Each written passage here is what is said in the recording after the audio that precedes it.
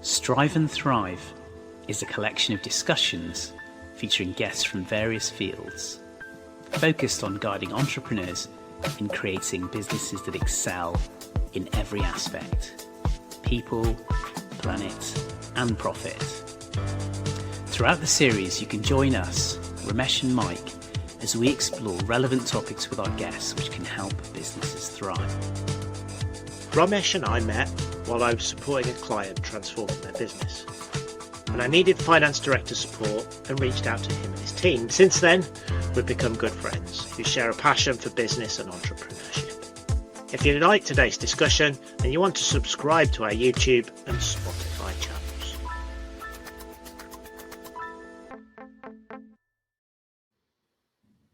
Hi everyone, and welcome to our latest episode with special guest Chris Wilson. Chris is an executive coach, competition-winning speaker, and an accredited NLP practitioner, and he focuses on enabling others to use their voice to create impact and influence. I met Chris last year when he spoke at a networking event, and I found his presentation really engaging and thought-provoking, so I'm really glad to have him here today. Chris, welcome to the show. Well, thank you very much. It's a pleasure to be here. Brilliant. Thank you for joining us. And I'd like to start, if it's okay, by, why don't you tell us a little bit about your journey here to date? Well, it's a short story, and the thread that connects them really is what I would call service and moments of truth.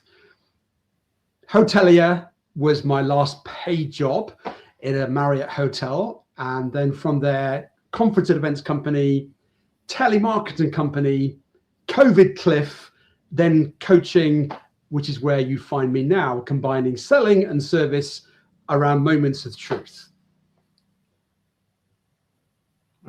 Why do you define it as moments of truth, Chris? What's the moments of truth for you in terms of definition? Well, we're having one now. This is a conversation that's live, it's recorded, and therefore, technically speaking, it can't ever be replicated. It's you, me, and Romesh, now Mike, talking together on a camera on a digital platform. And therefore, for me, it's a moment of truth because I am conscious of your listeners and your viewers. And it's a moment of truth for me to serve their time while they are on the platform. And why are you so passionate about this subject, and why are you so passionate about helping people communicate and tell stories in a better way? Well, let's go back through the channels of history. Churchill, Mandela, Mother Teresa.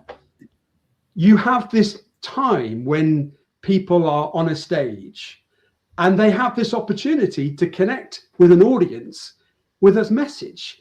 It's a clarion call to fight on the beaches, to put a man on the moon, to free ourselves from apartheid or whatever it might be.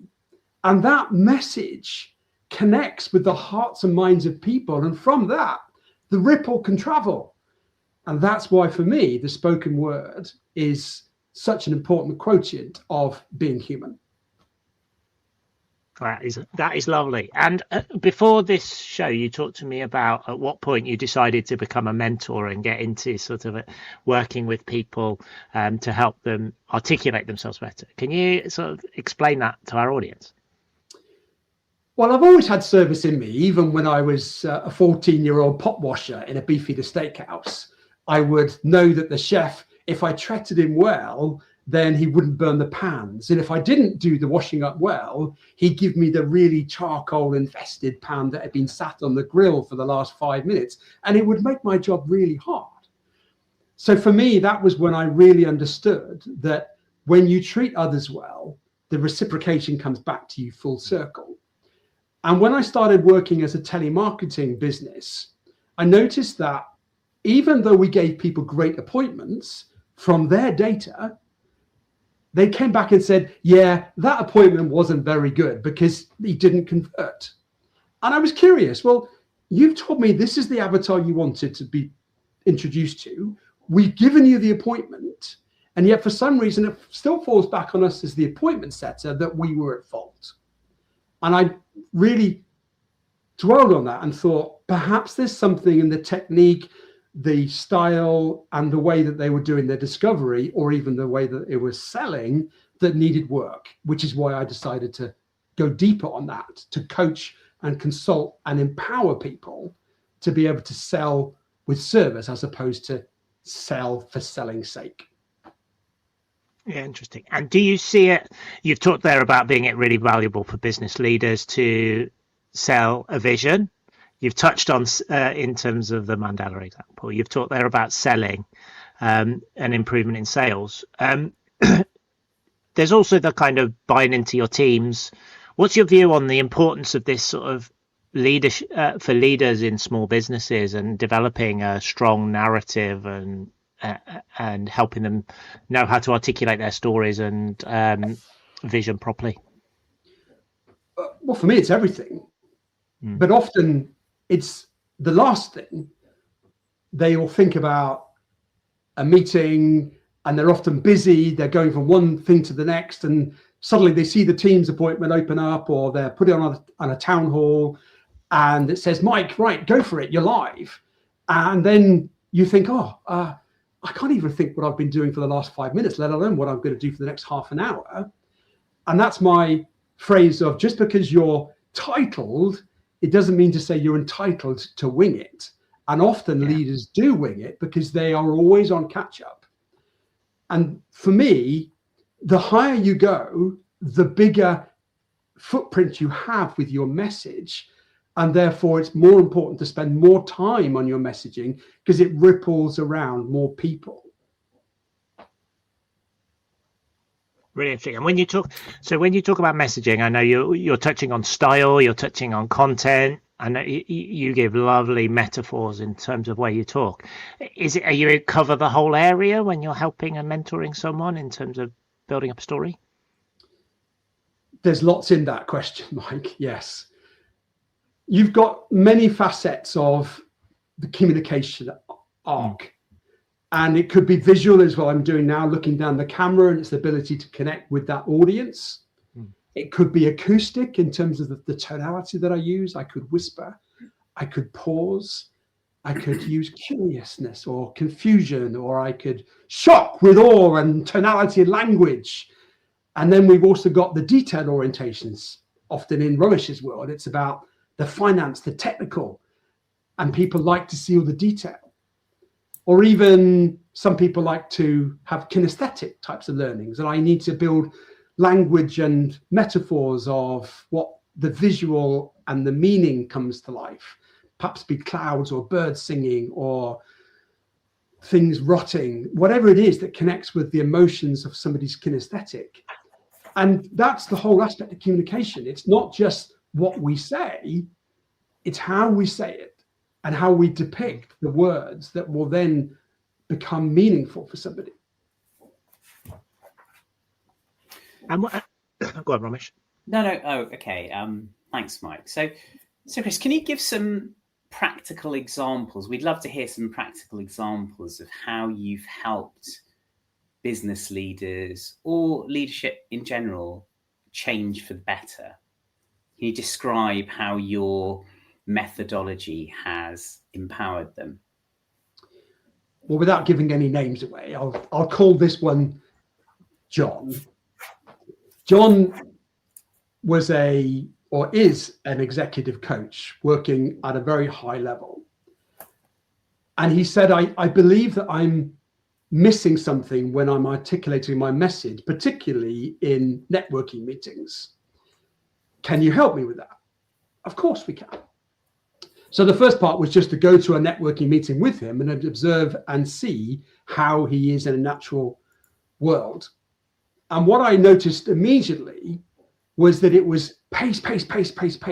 He was so excited and passionate about what he wanted to distill to the audience that the audience couldn't catch up because he knew his messaging inside out, but he was dropping so much information that the audience was furiously writing it down, and he was going so fast that actually he was missing the beauty of some of his narrative. So it was important for him just to slow down and stop and allow people to reflect and write things down. And then he would ask them perhaps what would be the call to action. That would be an example of John. What questions do you have about John, for example?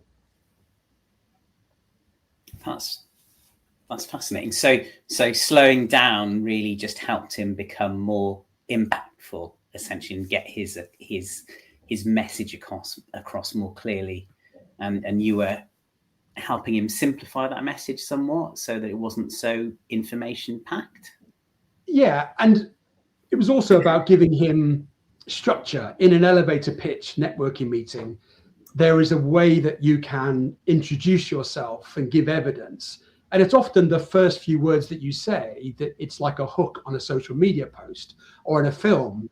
James Bond doesn't go to James Bond and say, hello, my name's James Bond, and I've been a spy for all these years, and I am now called Daniel, and I used to be called Roger, and before that used to be Pierce, and I came from a book narrated by this chap called Fleming. They hit you straight with the sizzle of him on a train wrestling with an enemy, and there's all things waving past and everything else, and it hooks you in to the moment of the film that says, I'd like to see more. And when you go to a networking pitch, an elevator pitch, you need to, well, my belief is that you really need to grip people's attention so that they're wanting to find out what's next. And it often starts with a problem. And then from the problem, you have the solution. And then you have evidence around how you've made that solution come to life. And then the benefit that you can have as part of that. And you can do that in 60 seconds. You could do that in 5 minutes, or you could do it over a longer period, maybe 30 minutes. But they all have structure to the way that you bring your communication to life. Right. So there's a real element of preparation, isn't there? That I remember that you've talked about previously, and I can hear in your answer there, thinking deeply in advance about what you're trying to achieve before you don't ad lib it, essentially. What's Benjamin Franklin? Fail to plan to fail. And even in this podcast today, I will honor both of you on the basis that you've already helped the audience have a good podcast, because we've had a chemistry call beforehand to talk about what the aspects of the show is, who the audience is, what's the recording time going to be. And also you've helped me with some potential themes and questions that we may get into. And that's all about preparation. There are some podcasts that I have done where you think, has the host even thought about how this conversation is going to go? Have they considered what message will be valuable for the audience? And again, it's that intentional planning that will deliver so much more gold as a result of the thoroughness of thought. Well, and are you advocating that people are incredibly well prepared, Chris, before they go into networking groups or presentations on stage? Are you advocating that they stand up and prepare in advance and it's very well written and it's scripted and or even rehearsed? Or are you just trying to give them tools and techniques to adapt to the situation that they're in because you're tailoring it to a different audience? The answer to that, Mike, is both. Okay. However, never scripted. Never scripted. Never scripted. Because if I'm going to a networking meeting and I've got a script down here that I'm trying to read, there's going to be a degradation of my ability to connect that message through the spoken word and through the visual aspects. Some people will be better with the script. And I always say, whatever works for you is whatever works for you. But if we can try to be more authentic with the conversation, if you're in the pub with your mates, you can talk freely and liberally without any inhibition. And yet people suddenly say, Mike, you're up next. And the whole aspect of being judged or not failing or what am I going to say grips you with anxiety and fear. And then you feel as though you need to have the crutch of the script to enable you to do that. So preparation is absolutely of paramount importance, yes, but I'm not a fan of being scripted, because that for me is not authentic. And then even when we get into that aspect of being impromptu, there are still things that you can do to practice. It's like a muscle. As a gymnast, as a sprinter, as a diver, you don't just suddenly get on the 10-meter platform and just dive in and hope for the best. You've gone from the 1 meter to the platform, to the foam, to the mattress, to the coach. You've warmed up, you've limbered up, you've stretched, you've visualized yourself flying through the water, and all the aspects of preparation. Speaking is no different, but often people don't put the work in to be ready to speak. If you're working from home, perhaps the first thing you do on a Zoom call is at 9:01, the first words you've uttered to anybody, if you work on your own, will be the words that you put to camera. You haven't done anything to warm up your voice, maybe a tongue twister, a little bit of vibrato, whatever it is. But speaking is no different to a sport. It's practice, it's visualization, and it's also rehearsal. Mm-hmm. It's quite nice that for me to hear some of those things, Chris, because actually I'm a real believer in some of those points, I suppose, instinctively. I do like to prepare, and especially when I was younger, I was a very nervous public speaker. So I did fully script out speeches, and actually the highest profile speeches I used to do back in the day was when I was best man, really important for the people I was making the speech about. And obviously, there's certain pressure with that kind of thing. But actually, the preparation really helped me. And sometimes I would have props or distractions so that people weren't always looking at me. So I tried to do that. In a recent speech or a recent presentation I did, I realized that I've managed to evolve that quite significantly, because I do need something. I find that, I want something just in case, if you like. So I like to have bullet points now. So I know that there's a structure and I can talk around that structure. And often I don't need to refer to the notes. But occasionally I do. And I've noticed that people don't really notice as long as you're engaging with them most of the time. So yeah, the points I've liked from what you've said and really resonate with me are the fact that, preparation is good, that actually, everyone is different and play to your strengths, but also critically, practicing is everything, right? And I think this podcast, Mike and I, co-hosts of this podcast, this is episode 28, I think. Gosh, something I don't think either of us dreamed of, when we first started, and it's been really exciting. And I would say that, by doing this regularly, we've become hopefully a bit better. I've enjoyed that journey. Yeah, and you, Romesh, I will place honouring to your own particular methodology of speaking. You have a very calming tonality, and you don't speak particularly quickly. And you also have subtleness of your expression. Sometimes it's loud, sometimes it's soft. But for me, you've got a really nice, reassuring rhythm to your whole vocal presence. And therefore, I'd say carry on. By the way, Mike, I'm not suggesting you haven't, but you have, between the two of you, you have a contrasting style of delivery. Mike's is a bit more, don't say this wrongly, Romesh, but it's a bit more enthusiastic, it's a bit more pacey. But between the two of you, it creates a nice cadence from one to the other.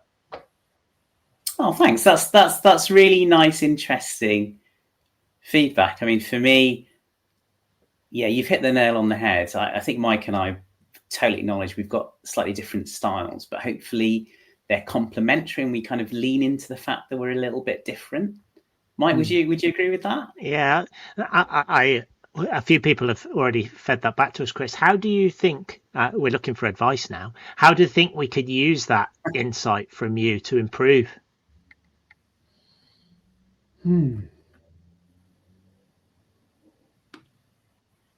not too sure, really, because what I've heard so far goes well in terms of the tic-tac between the two of you. Yeah. And I can see sometimes, or I've heard, where you can see one person struggling and they're almost at the cul-de-sac of their conversation. and Romesh will come in like the superhero and rescue Mike from the end. Don't give him that title. I'm going to say that. Mike will see Romesh thinking, I'm a bit stuck on this one, and Mike, you'll put your parachute on and help Romesh out of that particular pickle. So I think in terms of that aspect of handing the baton over from one to the other, the chemistry is there. Some of your questions, I think we started in the warm-up, is that the questions could enable your guests to be more elaborate with their expression by asking more emotional based questions. We have different parts of the brain that will filter the type of question that we have. And then you have a prefrontal cortex, which is a lot about facts and figures, Romesh's world. And then when we dive into the limbic, more reptilian, older part of our brain, this is where stories and emotion comes out. And from the episodes I've listened to, I feel sometimes that there are opportunities for the guest to be more vulnerable, more honest, or more open. And it's the ability for you to really actively listen and look out for those subtle cues that they're saying, just ask me a little bit more. And that's your honoring of the guest as the host to play out with as much of that person's personality as they're willing to give you by asking them a good question. Such a great insight. Yes, I agree with that as well. And I sometimes, when I'm reflecting on them and I'm listening to them retrospectively, I can see there's questions I want to ask. You can see the audience member at that time is giving you a little thing to hang off, bad experience or something like that. But when you're in the moment and quite analytical, you sort of can move on and miss it. And I guess part of that is listening really carefully, but I guess part of it is knowing at the right point to ask that right question. And what would you say the leading parts of those questions should be? Could you give me an example of how you do that? Well, generally the open questions are, if you could, I don't know whether anybody likes rugby or tennis, but I have a picture of 5 W's along the top of the tennis net, which are the what, when, where, why, who questions. And then the H of the tennis court is the how. And I love that metaphor because if you have a good game of tennis, which is friendly, you'll be batting the ball across the net to each other in a way that you want to keep the rally alive. And that's how good open questions happen. When you ask a closed question, which is something like, do you, have you, it's a closed question. And I say then the ace takes you out of the point and the game stops. So if you can think about the open questions of that archetype of the how is the tennis court grid, and then the W's are along the top of the tennis net, it helps you have the back and forth aspect of communication. Once you've got that, you might think, I want to learn more here. And the FBI interrogators will talk about the TED process, which is tell me, explain, and describe. And you go up and down that ladder to try to dive into the more emotional limbic parts of our brain where story narratives begin to come out. And simply by asking you, tell me, explain, describe, you unfurl all kinds of other parts of the discussion because it comes from a different part of the brain. This part is often like the CEO of the brain. It's stopping the information from going deeper because it wants to protect you, or it wants to stop the brain from working. But actually, we want to get into the depths of our emotional part of our brain, because when we do that, it helps you become more interesting, more insightful, and connect on a better level. I love the analogy of the tennis court and the rallies, that continuing conversation. That's a really good way to to use imagery to reinforce that point. And actually, your point just now on emotion reminds me of something that you talked about in the presentation that I saw last year, Chris. And you talked about how best you can speak to, as a business owner, as a salesperson, how you can best speak to prospective customers. Do you mind talking us through that? Yeah. Most of the conversations I hear in a networking pitch or a meeting start with the words I and we, and then it'll be, well, we're this particular company. We've been operating for so many years. We've got ISO 9001. We've got BS 4765. We've got this certification. We've got 400 people, and we're amazing at what we do. And you know what? There's nobody else like us. Our unique selling point is our people and our service and our customer orientation. And actually, for me, it's just noise, because that's all about me as the individual. And actually, from a interest perspective, I want to talk to you as the listener about something that is on your mind, on your desk, on your operational planning board. And when I talk to you about what you're thinking about, what you're trying to fix, solve, or head for as your North Star, then I am in your world. And I would urge people to talk about, from an SME founder perspective, it's not about what you do, it's how you meet the pain or the priority of the person that you want to serve. Excellent. Yeah, thank you. That makes a lot of sense. So what do you think are the challenges at the moment when you're trying to sell? There's so much that's changing in the world, isn't there? We're having a virtual conversation right now, for example, and that's very much become the norm. 5 years ago, that was something very different. It was more of a kind of the exception rather than the norm. And do you find that the virtual versus in person, the changes in technology, do you think that is impacting the way that we speak to each other and the way we communicate? A couple of questions there. So the challenge is good. First of all, Romesh, would be that we are in a war of attention. And as a business person, I could be on my LinkedIn, I could be on my YouTube, I could be on my podcasting studio, and I've got opportunity to be distracted all day long. So that's the challenge I think you would find as a founder or as a business owner, is how do you get the attention of the person that you want to talk to? And then the future challenge, or even the current challenge, is the replication of authentic communication through AI. I'm a great fan of AI. I have it always part of my day in terms of helping me ideate or amplify my thought process. But as an individual, I will never, ever allow it to replicate me as an individual. Or I have lots of people saying, let me do your LinkedIn for you. Let me do your socials for you. And I say to them, well, would you represent me at a networking meeting face to face where I want to meet people?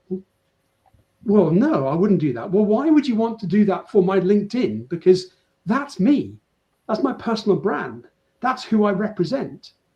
But we are almost tempted to outsource so much of what is given to us because it's the cheap fix, it's the easy fix to allow us to be focused on what's important to us.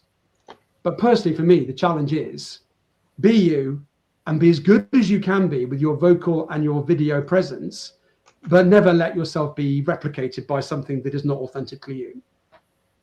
Okay, so there's a key message of authenticity there, and that's interesting. We've heard that a number of times on prior episodes from different guests. One notably being Alex Priest, who's PR and kind of brand building as a specialism, and that's something like, for me personally, having authenticity is actually what makes me feel more comfortable, more confident. It was when I first started networking or speaking or whatever it was, putting myself in the spotlight, it was feeling inauthentic that actually made me feel less confident. So yeah, there's an interesting point there. One of the things that you mentioned earlier, Chris, was in the warming up. So you talked about moving around, all that kind of stuff. And yeah, you gave some interesting examples. So Can you give us more flavour on how all of us as individuals can generally speak better? Well, here's a clue. If you are doing a sales call or a presentation, I would urge you to stand up, which is what I'm doing now. And there's a study by Amy Keddy, who is a Harvard professor, and she talks about the aspect of when you are standing up, you are more empowered to give better presence. If you think about you chasing a saber-toothed tiger, trying to catch it, you'll never do that very well sat down. You would be stood up and you would be arming your organs and your ecosystem to be able to be the best human you can. And simply by standing up, you're making yourself more alert. Your blood pressure is probably a little bit higher. And there's even evidence by Amy Cuddy to say that things like testosterone levels and your ability to perform are heightened simply by standing. So that's one simple tactic I would ask you to do. If you are sat, the way that you construct your online presence, if you are online, also has importance. You'll see hopefully my eye line and my camera are in the same place. And I'm trying to think about looking at the camera and not at Romesh, which is down there, because my eyes are on the audience, hopefully looking at me, and I'm connecting with that particular person. And there's also an aspect of the social tile that I'm in. This is a stage that I'm on now. I think about my backdrop, I'm thinking about my lighting, I'm thinking about my acoustics, and this is as much a stage as it would be in the NEC for a physical meeting room. So that's about what I call state. And then once we get into the art of speaking, it's warming yourself up. So you might do a tongue twister. You could do the one about the slitted sheet or the pheasant plucker. Be careful with that one, or others. The coffee pot. There's many ways that you can have, and you're just warming up the mind and the lips to be in sync with each other, so that when you speak, you're already warming up this. And then there's the vocal. You might want to siren, woo! You might want to brrr, and sometimes you just might want to go deep and come from the diaphragm, or you want to go high, and you're using. I've just completely made a mockery of myself there. There you go. But that's what you would do as a sprinter, as a swimmer, as a boxer. You've got the pre-warm-up aspect, and then it's the visualization. What does this meeting look like? And as Mike's already shown you, he's listening back to the podcasts. And some people say, oh, I could never watch myself or listen to myself. It's such a horrible thing. Well, why not? Because discovery by listening back is the art of renewal. And you'll hear things, you'll see things. And I say to somebody, listen back with just the acoustics, and you're listening for you talking. And then turn the acoustics off and watch yourself back, whether that be an in-person meeting or online. See what you look like. You might always scratch your chin. You might be fiddling with something in your pocket or worse. And you'll see things that you miss, and then put them both together to see what the whole picture looks like, and then send it to a friend. So you send your podcast to Mike Romesh, and you say, Mike, be brutal with me. What was it like watching me back on the last podcast interview? What are a couple of things that I could do? What went well? What could be better? And then from that, take that forward. And with AI now, you can also take the transcript and you can feed it into AI and say, act as me, a communications skills specialist, look at the last transcript and find ways that I could have been more emotional. How could I have constructed my questions to be more insightful, etc., etc. There are a couple of things.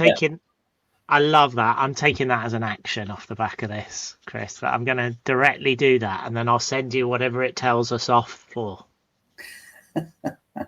Amazing. I know we spoke earlier about being bullied, and I always say speaking is the journey, and everybody feels as though they're not good enough, or they can't do it, or they're going to be judged. Nobody knows what you're going to say. Only you know the sentence that you missed or the framework that you didn't talk about. But most people, when people are speaking, they actually want you to succeed. And yet most people see the person that's looking down at their phone or they're scratching their chin, and they take that as a clue that the person is disinterested. I always say seek first to understand before you can be understood. And it could be in the audience, and Sally in the corner there is looking at her phone because her little boy hasn't been picked up by the childminder, and she's working with her phone to see if they can get the childcare sorted out without her leaving the auditorium. And yet so many times we focus on the person that isn't paying attention as opposed to the 98 people that are. I love the passion that you bring to this, Chris, and yes, you were talking to me in a really interesting way before the call about what I could do and how I could improve, and I think that's part of why this is so interesting, listening to you and the advice you're giving to people. The one thing that listening to you made me curious, and a lot of what we talk about on Strive and Thrive is about entrepreneurs, and we're giving advice through what you do to entrepreneurs. But can you describe a little bit, Chris, the entrepreneur? What's your personal experience of being an entrepreneur? Wow. This is where you could reach into the messy parts of my world in terms of that's my intention. Are you sure you want to go there?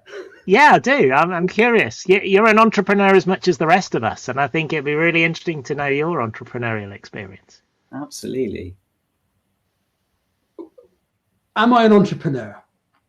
Well, first of all, I've created a job for myself, and the business that I do relies on me to be in it. So to be an entrepreneur, I think, is one where if I was to leave on Friday and come back a month later, my business would still be operating and I would have cash flow and revenue and things would be succeeding.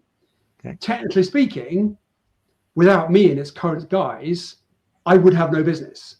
And therefore, I am a worker doing a job in the business that I operate. I would not say that I am an entrepreneur. That's not to say that in the future I'm not working on some assets that will give me revenue while I sleep, but currently I wouldn't define myself as being an entrepreneur. I do have an entrepreneurial mindset. I take you back to 2017 when I was working on a conference and events company, successful, nearly at 7 figures, operating with a big team. And I had what I would call a big egg as one customer in a very small nest. And one of the observations I give to any founder is, please do not allow yourself to be wedded to one particular customer, because while the hay is there, the sun shines, it's great. But once that egg splits, you are left in all kinds of problems, particularly if you've got fixed costs and operating levels into that business that you can't walk away from quickly. So as a result of a conversation of surprise, I had to close that business down as a voluntary liquidation. And I had to walk into my team on the 30th of January, 2018 and say to everybody, you paid, everything's honored.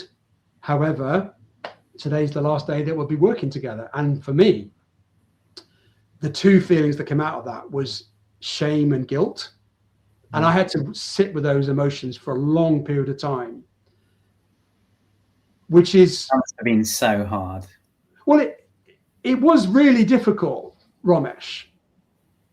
Having said that, I was having a conversation with a friend of mine in France who's also been through some really difficult things.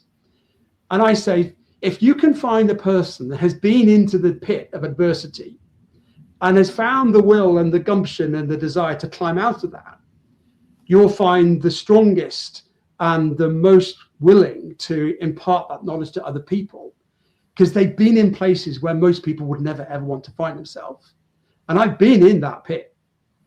And what I learned from that suggests that I would do it again. I don't wish to do it again. But the lessons and learnings and what I would want to have as by way of a big team or a small team says to me, I'm quite happy being an entrepreneur, working my own space in my own way, having my own routines and my own principles that I'll be guided by. Because I don't know whether or not I was cut out to having a big team and some of the habits that I needed to be a large founder with many, many different plates to spin and balls to catch. Really interesting. And can you explain to me how you took that learning journey and how you've turned it into your own consultancy now, and the experience you've gone through that's turned you in and telling your own story, I guess, that you are now? Well, the journey that I went on was one after that was very, very harsh and very low. And thankfully, I didn't do what my mind was compelling me to want to do. I reached into fitness and endurance, and it was a case of layering on one after the other. I went from doing a sprint triathlon to doing a longer, to a half Ironman, to doing a full Ironman. I don't say that to try to blow smoke up my own backside. It's just that was my therapy of doing little tiny iterations day by day to make me feel as though I was rising and getting better. And then I use that power of constant repetition, of discipline, consistency, and perseverance to say, well, if I could do that, what else is possible for me? And I am a practice of habit. I have ways and means of keeping myself on the main thing is the main thing. And you'll see me on a Monday morning sitting down with my journal, my diary, talking about the week. What are the things that are important this week? What's the must-do manifesto? What are the things that I want to achieve by Friday? And you'll see me chasing metrics, whether it be on YouTube likes or social media engagement, things that say to me, I can see that the journey is incremental gains. No matter how small every day, I can see that progress comes. And my adage is nothing good comes easy. If it was easy, everybody would be doing it. Sometimes you've got to be prepared to sacrifice. And it's what I'll do at 6 o'clock on a Friday night or 4 o'clock on a Sunday that enables me to continue growing. Amazing. And how have you found that has helped you help other founders, like you're talking at the early part of the call? Your own journey is super interesting, and have you used that to stimulate how you help people like myself, Romesh, other founders? The question really to them, Mike, it starts with, well, what's the why? Why is it you're doing what you're doing? And why does it matter to you and other people? And when you really get into the detail of what's the purpose? Why do you want to do what you do? You evoke more emotions from somebody as to why you're willing to do what you need to do at 2 o'clock in the morning, or why you're wanting to sacrifice not going out with your mates tomorrow night. So it's about understanding from them, what is it you are trying to do? Why did you want to take that jump off the career comfort of being in a big firm or a big consultancy? Were you pushed, or did you jump? Or did you decide to walk out because that world was no longer serving you? So it's really understanding from them, why are you on the journey you're on? And what does the 1 year goal look like? What does the 5 year goal look like? And everybody says, where do you want to be in 5 years? But I don't know about you, I'm 56. But when you say to somebody, when you're 61, what does that look like for you? And it's suddenly people go, wow, I don't know how old you are, Mike, today. What are you, about 27? 28. Yeah, Nearly. 28. Yeah. Coming up to my 50th in a couple of years. So when you're 50th, and I said to you, all right, well, what does 55 look like for you? Does it make a different thought in your head in terms of 55? Well, that's actually quite old. And then you start to think about, well, how fit do I want to be? How many days do I want to be working? How much money do I want to have? What kind of relationship do I have? What kind of things will I be doing to show growing legacy? And the questions from, why is this important to you? Explain to me why that matters. Describe what success looks like. Tell me why this and not that. We're plundering the mind there of beliefs, values, importance as to why you want to be on the planet you're on. And do you obviously spend a lot of time talking to founders and thinking about who they are, what their problems are, what they're doing. Do you spend much time thinking about the future and how they tell stories about what the future might look like and how they build a future narrative? Because that's it's less common. Sometimes, often you'll get asked 3 questions of life. Hey, Mike, what is it you do? And then you give them the answer that you've obviously rehearsed, practiced, and iterated on. And then the second question, they'll say, well, why? Why do you want to do that? And then again, you'll have a story narrative about why it's important to you. And then often they'll say to you, that's interesting, Mike. So what's next? Where are you taking your particular business, consultancy, fractional job? So yes, you will get that question. And sometimes people might say, well, do you know what? I'm just quite happy living for today. Because tomorrow, I don't really know what tomorrow is. But of course, I have a bit of a roadmap as to what we're trying to do. But if you think back in the last 12 months, the last 2 years, Claude, ChatGPT, and every other aspect of AI didn't exist then. What the next 2 years is going to look like, who knows? But I do say to clients, have what I call a Periscope session. At least every 90 days, put your Periscope up as if you're a metaphorical submarine and pause. Look backwards to see where you've come from. Look around you to see what other people and what the environment, economy, and the world is doing. And then look forward and then plan what's the first step that I need to do in order to get to that next point, having taken on board all aspects of where you've come from, where you are, and where you want to get to. I love that metaphor. I'm going to steal. There's a few things I'm stealing from your narratives, Chris, and the Periscope is another good one.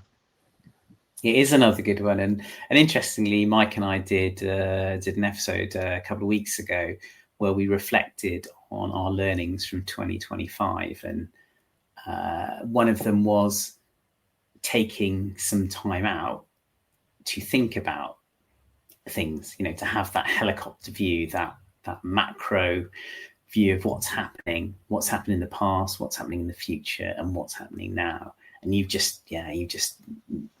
Periscope analogy is excellent. You're very good at that. You're good at asking quite thought-provoking questions, Chris. I think that's a real superpower. That's what I'm picking up very much. I'm also very compelled to ask people to take action. So today, when this podcast is being aired, it's the 15th of January, and you've still got 350 days of the year. Yes, ladies and gentlemen, you've already lost 15 days of 2026 already. But you've got an opportunity now to put some markers in the sand now. So let's say it's the 1st of April, it's the 1st of July, it's the 1st of October, and put that in your diary now of a Periscope session with yourself, your founder, your business partner, your relationships, and get it in the diary. I say to a client, show me your calendar and I'll show you your life. But you can't put it in retrospectively, because on the 1st of April 2026, on the day you'll be busy because your calendar's already filled up with stuff. But if you put it in now, it's in. And the only person that can compromise that appointment is you overriding it. So take a minute to put 3 meetings in with your diary, to have a Periscope reflective session. And if you want to go on something like the Life Wheel, you can do that online. Analyze yourself on 8 metrics of financials, growth, relationship, health, work-life balance, spirituality, growth. And it'll ask you where you plot yourself now. And it'll show you where you've got a kink in your wheel, which is a clue. If you've got a kink in the wheel, it doesn't go round very fast. You need to fix that kink before you can go faster. Can I ask what's on your Periscope thought process at the moment for Chris, particularly for helping people who are looking at speaking and talking? What do you see out there in reflection and in the future? 2026 for me will be about community and allowing people to have a place that is authentic and real.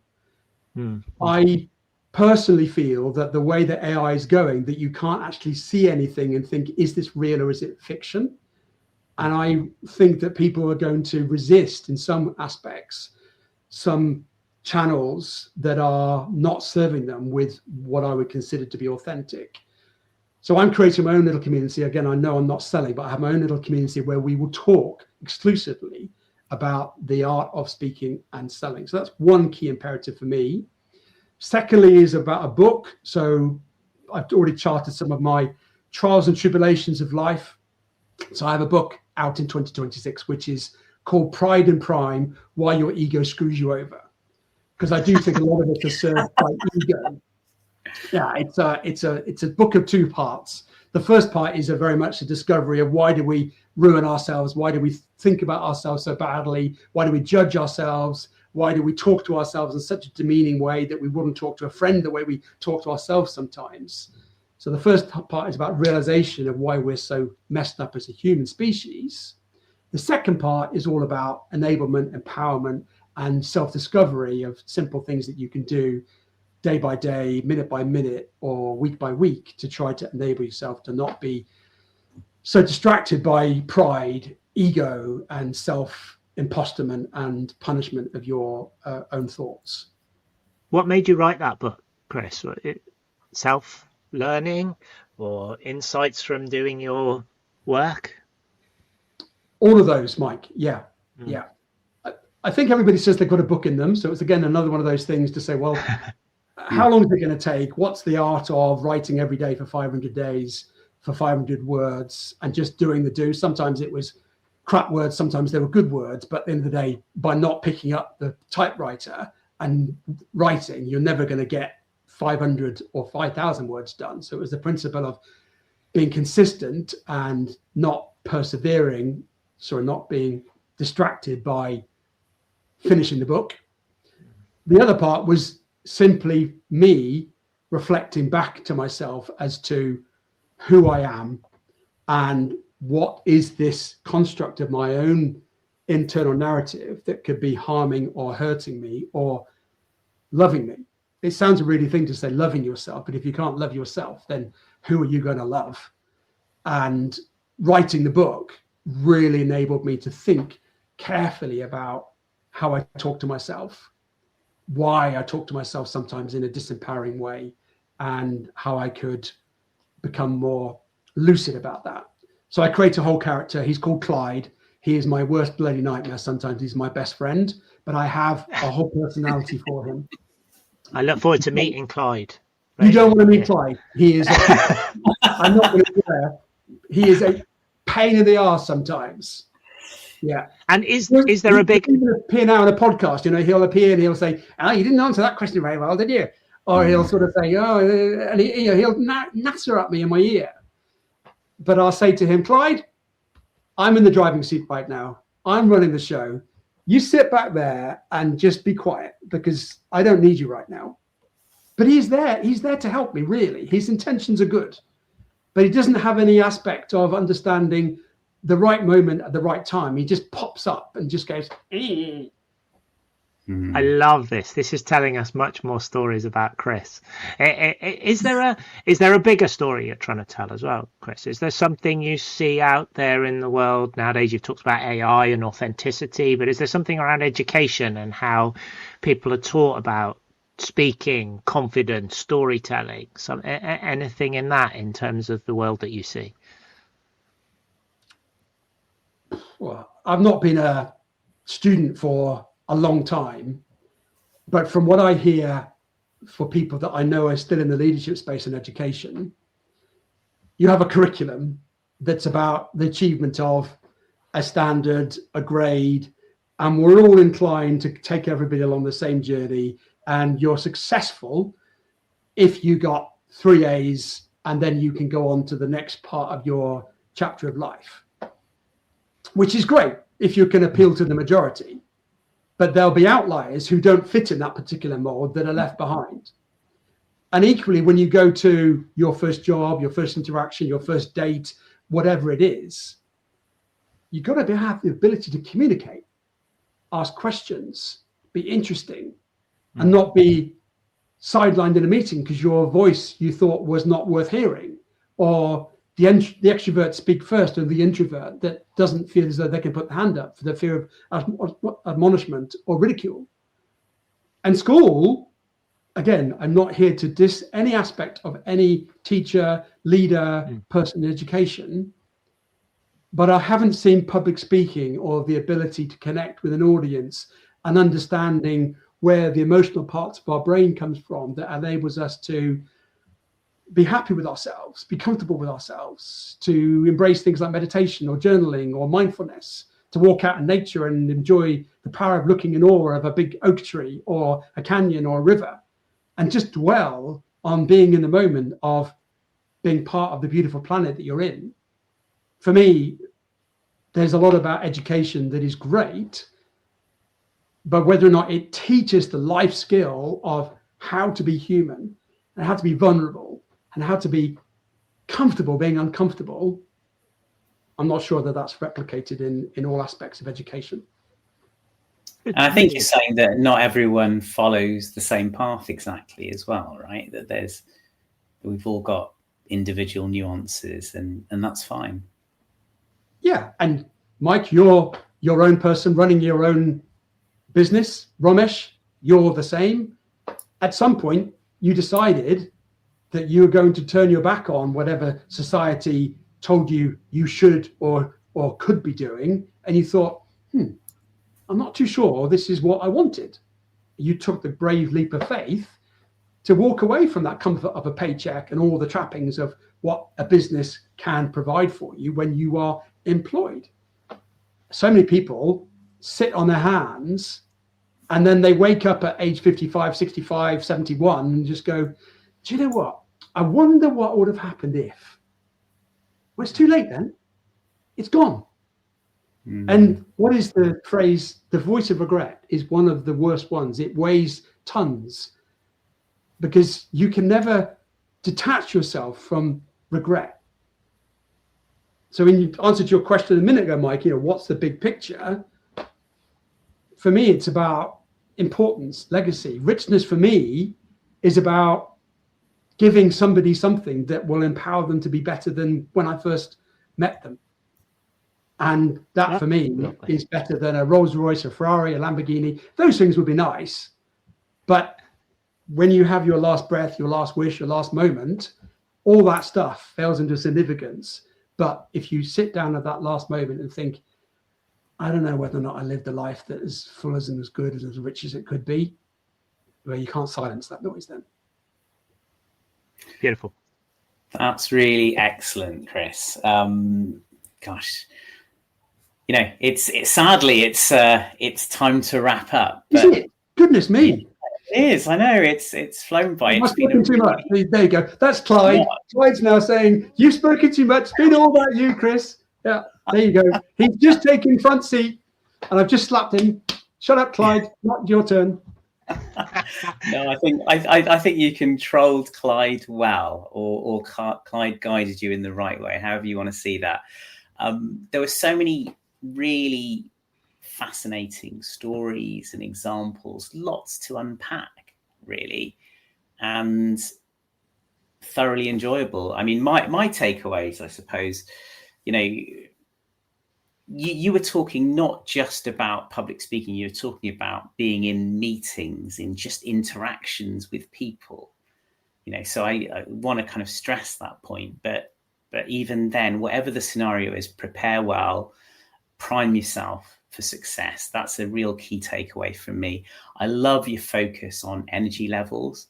When you did all those warm-up little exercises, interestingly, you gave yourself higher energy, but you gave us higher energy as well, which was really interesting to see.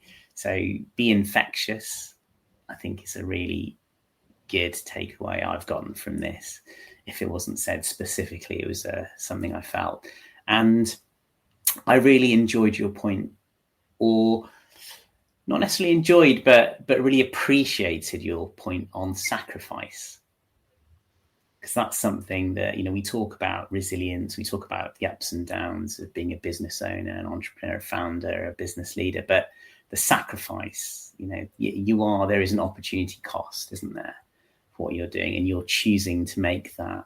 And really good, but all wonderfully told with some excellent anecdotes. Thank you, Mike. What are your thoughts? I've got loads of scribbled notes, and I've got two takeaways. So I'll give you the takeaways for me, Chris, and then I'll give you my insight. Here's two takeaways. One is I really like the idea of your Periscope session, and I think that is one that I will do on a specific purpose at the moment, and I can see a benefit to it in a slightly different way to a lessons learned, for example. It's making you think slightly differently. The other one is I'll get a transcript of this session and have a look how I can ask better questions, because I think that is super good. And the other one, this is a reflection, I think. So they're the two actions. Authenticity. At the beginning of the call, you were really expressive and dynamic and energizing in the way you explained yourselves. But I kept having, where does authenticity play into this? You know, there's a storytelling and then there's the real story and the real you. And it became towards the end, I saw the real you. And I was like, and you said, look, online people, you don't know who's who anymore sometimes. Don't use a marketing person to do your LinkedIn if you wouldn't use them to do your networking event, for example. And I think there's something about real authenticity and real storytelling that is a little bit lost at the moment. And I do think some leaders who aren't natural at this may think that's a natural solution, get someone to do your marketing. And I think for me, there's that holding that authenticity to your own true story is really probably my sort of most interesting takeaway from this session. I think it's really important to have consistency in your values and to take that forward. You know, whether you use someone to help you with marketing, that's fine, isn't it? Or whether that's a person or it's AI, but ensure that it's authentic to your values as well. I think that's really important. But yeah, Chris, thank you again. It's been really thought-provoking. So thank you everyone for listening or watching today, and we hope you enjoyed the chat as much as we obviously did. Strive and Thrive is a podcast for entrepreneurs, founders and business leaders. Please do like, follow and subscribe to Strive and Thrive wherever you get your podcasts or on YouTube.